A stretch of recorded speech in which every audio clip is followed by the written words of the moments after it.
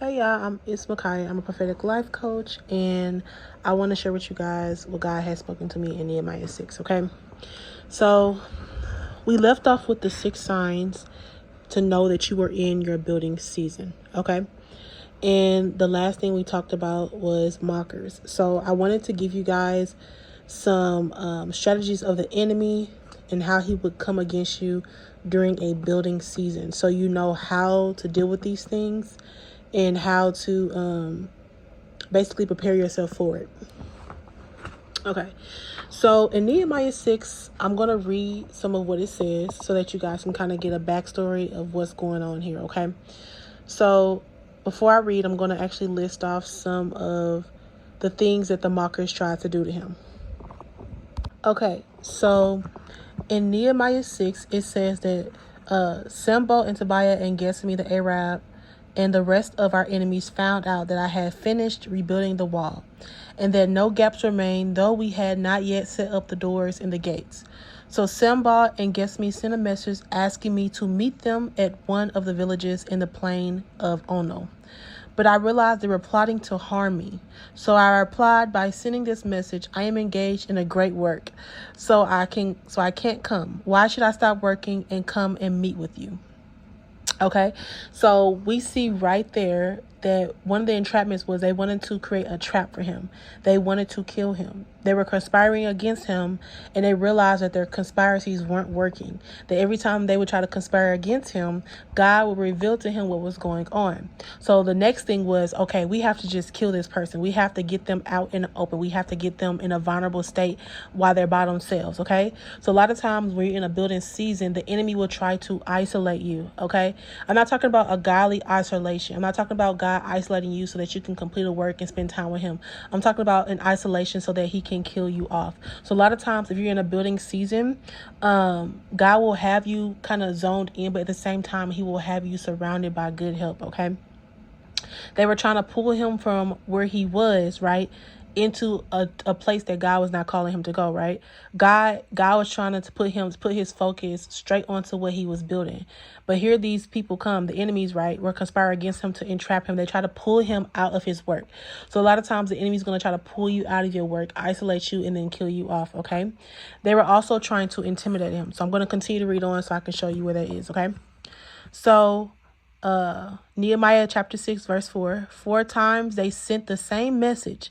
Each time I gave the same reply. The 5th time, Sanballat's servant came with an open letter in his hand, and this is what it said. Okay, so this is the letter that Sanballat has sent out in order for Nehemiah to read. Okay, and he is one of Nehemiah's enemies. This is a rumor among the surrounding nations. Geshem tells me it is true that you and the Jews are planning to rebel, and that this is why you are building the wall. According to his reports, you plan to be their king.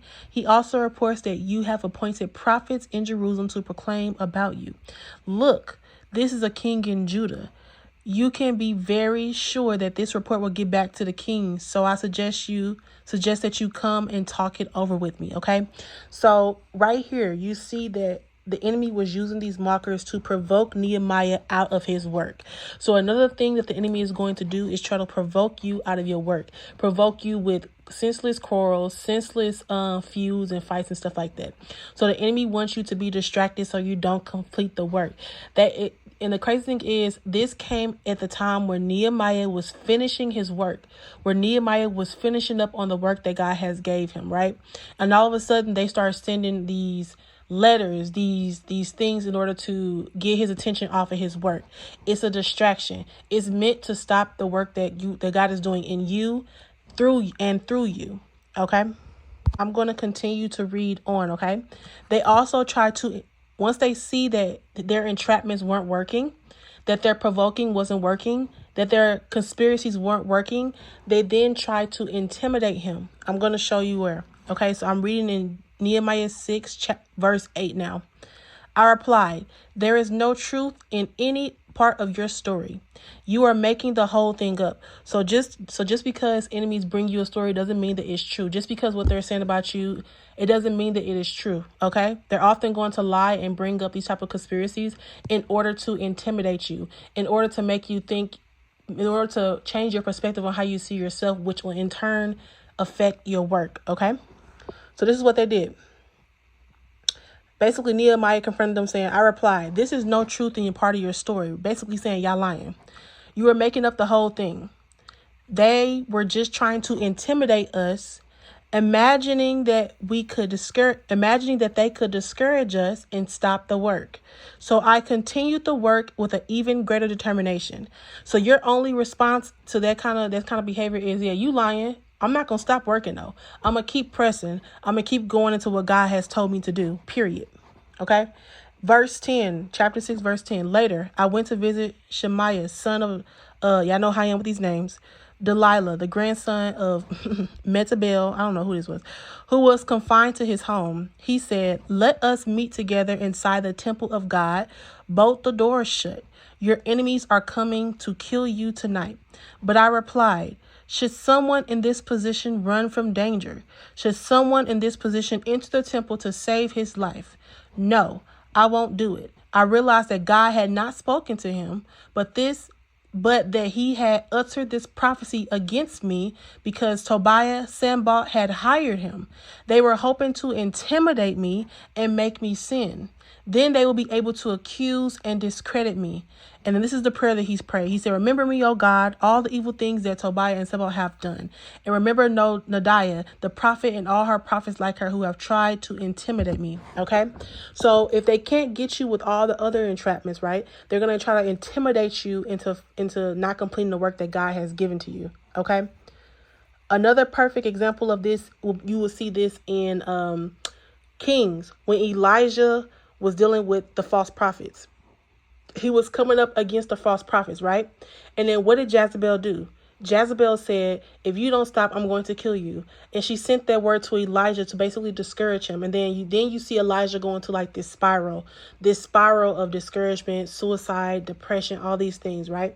It's a spirit of intimidation. A lot of times when you are building and doing something for the Lord, the number one spirit that's going to come after you is a spirit of intimidation. It's going to try to discourage you out of your work. It's going to try to move you out of the assignment that God has given to you. But I'm hearing God say, in the name of Jesus, continue to build, daughter. Continue to build, son. Continue to move forward in the name of Jesus.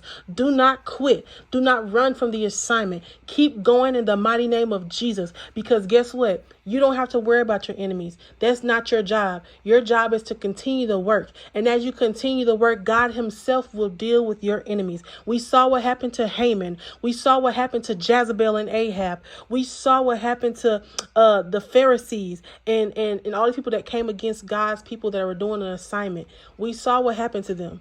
And your enemies are no different. When God has put a work into your hands, he will deal with anything that tries to deal with you. Anything that's coming against the work of God is actually coming against God himself.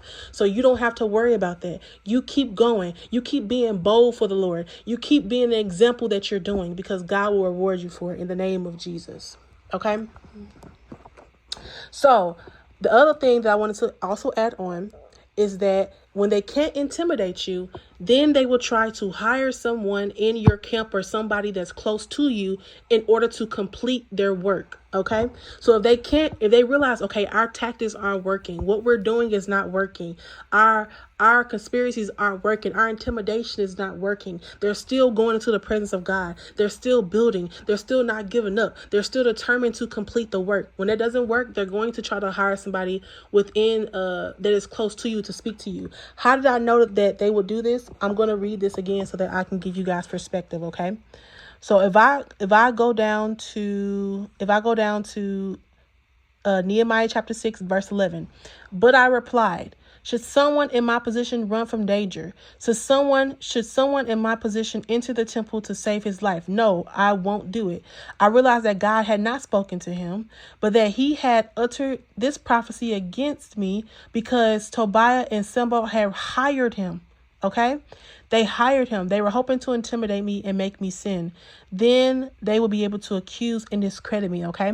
So in this particular verse, what happened was this was somebody that Nehemiah knew and Nehemiah trusted, because Nehemiah, when Sanballat and Tobiah sent from him, he did not go to them because he understood that these are enemies, but he went to somebody who he considered a friend. Why do I know he was a friend? Because he went to this person's house. He was close. He might not be like best friends or anything like that, but he was close enough with this person to go to their home. So what did he do? What did he do? Because he was hired, when he got there, Nehemiah was confronted with this false prophecy, okay, to try to get him to do something that was going to be outside of the will of God, okay? So it was going to be outside of the will of God so that his enemies could accuse and discredit him. So a lot of times your enemies will try to provoke you or hire somebody in your camp to get you to do something. That way you can be accused. That way you can be discredited. So that is the objective of their game. They're sent on a demonic assignment to take you away from what you're building and what you're doing. Okay. So I actually had this happen to me. There was a season where I was getting attacked from all sides. I had a lot of enemies, right? And anytime these enemies tried to discourage me, it wasn't working.